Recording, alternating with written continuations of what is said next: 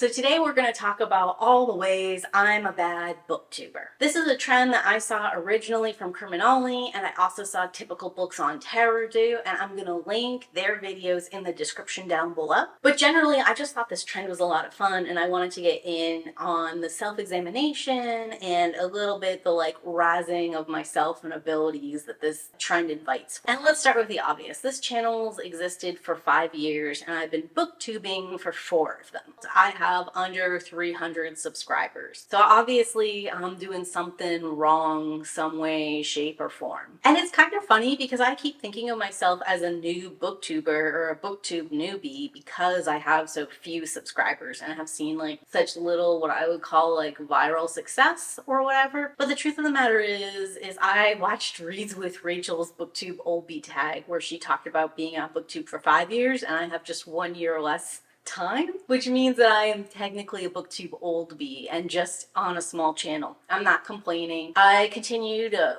improve and work on different ways that I could be better or explore different avenues where I might be failing the channel. And I came into creating videos with literally zero experience filming, editing, uploading, SEO, all that fun kind of stuff. So it's not really a surprise that I'm not as good as maybe other people are at it, but it is a truth that for whatever reasons I fail at these things and need to keep working on them if I would like to see more interaction and more growth on the channel. I'm also bad at booktube because I'm just not on social media. There was a point in time where I was doing what I would have considered okay on Twitter. I had about 1,000 followers and I used to schedule interesting tweets out so I'd have a lot of engagement and stuff. But that was years and years ago now, way before I started a booktube. And even then I got tired and I lost steam and I wondered what the point was. I don't get meaningful fulfillment out of those short kind of conversations. And I get even less meaningful interaction on things like Facebook, Instagram, TikTok, Pinterest, you name a social media platform. It doesn't make sense or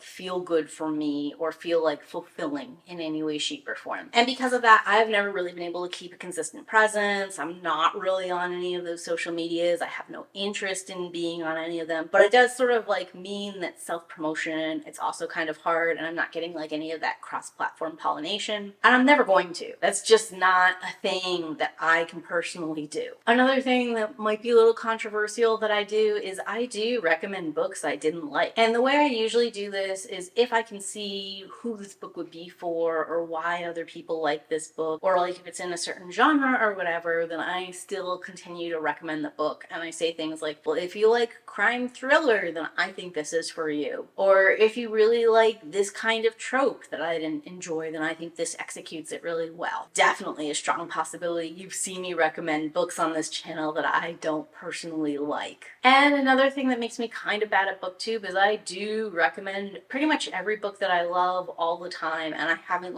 really narrowed my niche down as well as maybe I should have. Originally, I was really small niche with science fiction and fantasy, usually leaning in a romantic genre. But since 2021, I've branched out a lot. I talk about thrillers on the channel. I talk about horror on the channel. Not all of it is necessarily speculative fiction anymore. And if I really loved a thriller book and it's not speculative fiction, I'm still here talking about it. And I do wonder sometimes whether or not people who are here for romantic fantasy or who are into straight fantasy are also enjoying my horror reviews. And the truth of the matter is it's just about the books I read and what I'm in the mood for when I'm in the mood for it. I can't always control that into a way that I think would be more marketable, content friendly for YouTube. And I don't have the energy to maintain more than one channel, so this is just what it is. Another reason I'm kind of a bad booktuber is I tend to niche out past books. So the goal when I first created this channel was to talk about speculative fiction storytelling no matter what area that was in. I stuck mostly to books because it's what I'm most comfortable with. I branched out a little bit in the early years to film and video games. I have expanded my TV show, movie library of reviews way past what I was originally doing in 2021 or 2022. In fact, currently on the channel, I'm doing 2 long-form videos a week. One, I'm trying to make about books, and the other one is about TV show, movie sort of dealio. And a lot of times they're adaptations of books, so that's still technically cross-pollinating, but sometimes I am talking about just speculative storytelling that doesn't have a book origin. I don't know if this helps me or hurts me because it is something that I have just started doing really this year, but it might be too broad a niche where people who are here for the movie TV stuff are not here for the book stuff, or people who are here for the book stuff are really frustrated by the movie TV stuff. I don't know yet. I have a feeling it's too broad of a niche, but at the same time, I do see people who are successful in like a TV, movie sort of review setting jump into a book and still get a lot of views on that book content, where I think booktube as a niche itself and getting like views and comments and feedback can be difficult. So personally, I'm looking to broaden the pot enough that I get more feedback on my bookish stuff and I can talk about more niche little bookish things in more detail and take like more people along for the ride. Another thing that kind of makes me a bad booktuber is I cannot say no to bad books, and related to this is I really struggle to DNF a book.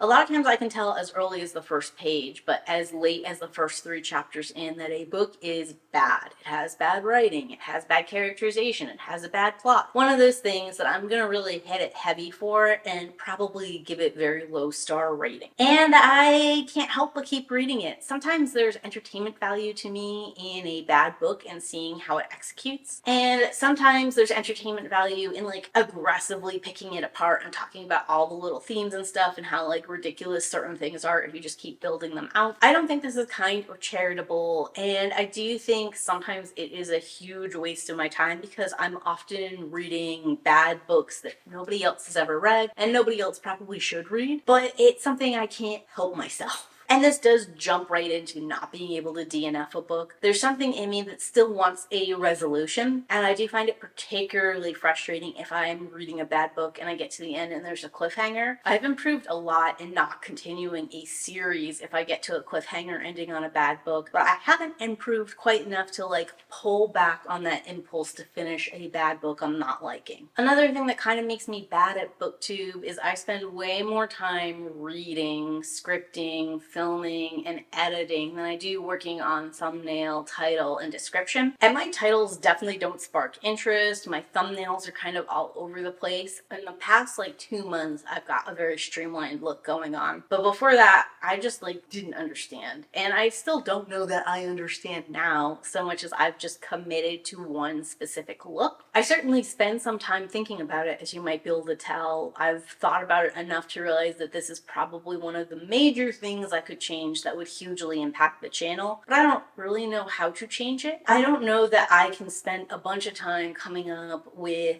the thumbnail and the title before I read the book, since I'm a mood reader and a lot of times I don't know how I'm going to feel about the book or if there's going to be anything to say about it until I'm done with it. For example, I read A Dowry of Blood with the intention of like doing a deep dive examination of it. I didn't have a reading experience where I felt like qualified, capable, or interested in doing that. I love the book. I highly recommend it to people, but like my idea was to do some kind of comparison between Dowry of Blood and Dracula, and there's just not enough there to do that. What I enjoy about the book, like its melodic prose, it's like really beautiful epistolary style. There's not a lot of commentary I can add to that gives me a full video on it. So even though I read something that is trending and popular by an author who's trending and popular and has a new release that came out this year, I couldn't make a video on that would have like been fun or satisfactory to me, which means there's no way before I read it and did all the other stuff that I'd have ever been able to come up with a thumbnail or title for it. So there's an element inherent in my own process that is just not allowing me to be as successful as maybe I'd like to be in booktube. And then like some basic stuff, when I'm giving in-depth reviews or even when I'm giving short reviews, I often put spoilers in by accident.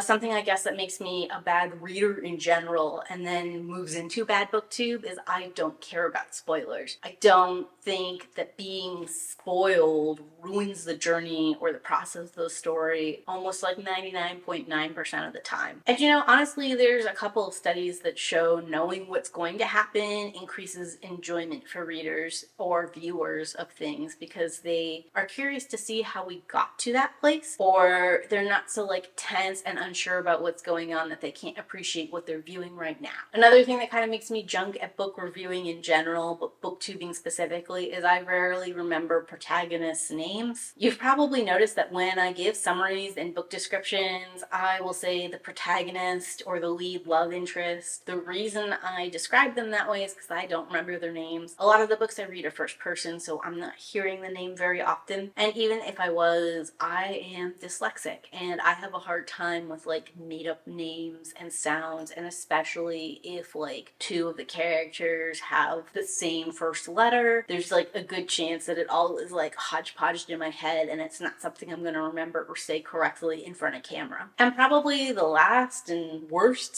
/ best thing about my booktubing is that I rarely, if ever, give summaries of books I've read when I'm giving reviews. And on top of that, when I do give summaries, I think they're kind of junk. In fact, about half the time they hit the cutting room floor and you never see them in the final product. And this probably comes back to my own personal taste. Like, I think that any premise could be executed really well. So giving a premise doesn't really tell me what I need to know about a book. And also, like, a premise doesn't usually relate back to what kind of star rating I gave it. I guess there's the potential where it's such an unusual or interesting premise, it stands on its own and it gets high ratings or low ratings for that. But like 99.99999% of the time, it's going to be the execution of the premise. And the things that are going to be a problem for me there is going to be like character development, world building, writing quality, themes, the narrative structure. And I want to talk about those elements because those are the things that have given it a high or a low rating. Instead of giving you guys like a general summary that you could like read from the back of the book, quite a few booktubers do it really well. Like, for example, I think Tangible Reads does a great job summarizing stories, and I really appreciate her summary when she gives it. But generally, like reading the back of the book or like what I could do to give you a summary, I just don't feel like would be helpful to anyone. Not to mention I'd have to learn the characters' names to give you a summary, and that just is not going to happen. So those are all the elements about my booktubing journey that I think I did badly / continue to do badly. And if you're also a booktuber, I would love to know what you think you're doing great at or what you think you're doing poorly at. Let me know either in a comment down below or feel free to do your own bad booktuber video and join in on the trend. And as always, keep